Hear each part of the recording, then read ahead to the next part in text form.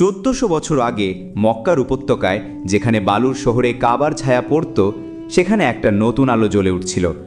নবী মুহাম্মদ সাল্লাল্লাহু আলাইহি ওয়াসাল্লামের দাওয়াত ছড়িয়ে পড়ছিল চারদিকে। কিন্তু সেই আলোর সাথে এলো ভয়, বিভ্রান্তি আর অজানা ভয়ের ছায়া।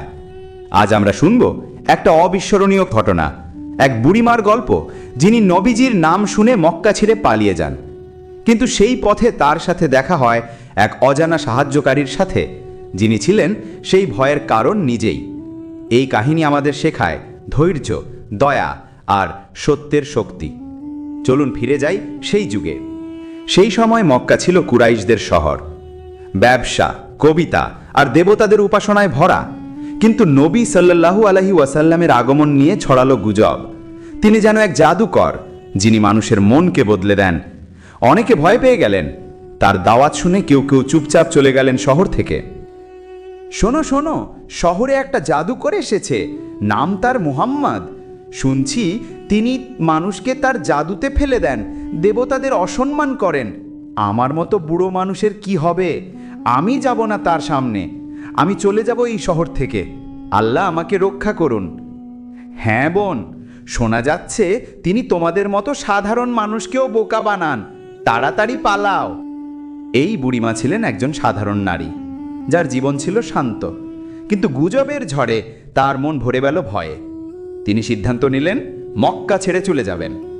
তার সাথে ছিল শুধু একটা ছোট ব্যাগ, যাতে ছিল তার সামান্য জিনিসপত্র। দুপুরের তাপে তিনি রওনা দিলেন অজানা পথে। দুপুরের গরমে বালুকণা জ্বলছিল। বুড়িমা ক্লান্ত, পায়ে ফোস্কা পড়ছে। হঠাৎ দূরে একজন লোক দেখা গেল। তিনি ছিলেন নবী মুহাম্মদ সাল্লাল্লাহু আলাইহি ওয়াসাল্লাম, যিনি নিজের কাজে যাচ্ছিলেন। তার চোখ পড়ল এই ক্লান্ত নারীর উপর। বিনা দ্বিধায় তিনি এগিয়ে এলেন। নবীজি বলেন, আসসালামু আলাইকুম আম্মা। আপনি কোথায় যাচ্ছেন এই গরমে? দেখছি আপনার বোঝা ভারী। আমি কি একটু সাহায্য করতে পারি? ওয়ালাইকুম আসসালাম। না না, আমি একা যাব। আমি এই শহর ছেড়ে চলে যাচ্ছি। শহরে একটা বিপদ এসেছে।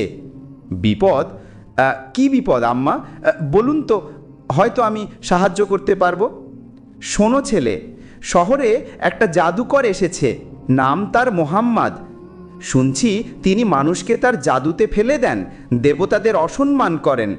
আমার মতো বুড়োর কি হবে জানি না, তাই আমি পালিয়ে আসছি। এই গরমে এই বালুতে কিন্তু যাবই। জাদুকর? সেই লোকটার কথা শুনেছি, কিন্তু আম্মা, আপনি কি নিজে দেখেছেন তাকে? গুজব তো অনেক সময় মিথ্যে হয়। দেখব কেন, শোনাই যথেষ্ট। শুনছি তিনি মানুষের হৃদয় চুরি করেন। আমার ছেলেমেয়েরা বলেছে তার দলে যোগ দিলে সবাই পাগল হয়ে যায়। না না, আমি যাব না। আমার দেবতারা আছেন, আমি তাদের উপাসনা করব। কিন্তু এই শহরে থাকলে বিপদ।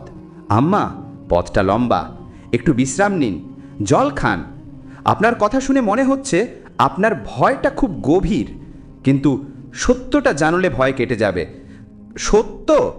সত্য তো এই যে আমি বেঁচে থাকতে চাই। তুমি কে বলো তো ছিলে? তোমার মতো দয়ালু লোক এখানে কম। অনেকক্ষণের যাত্রা শেষে তারা পৌঁছালেন গন্তব্যে।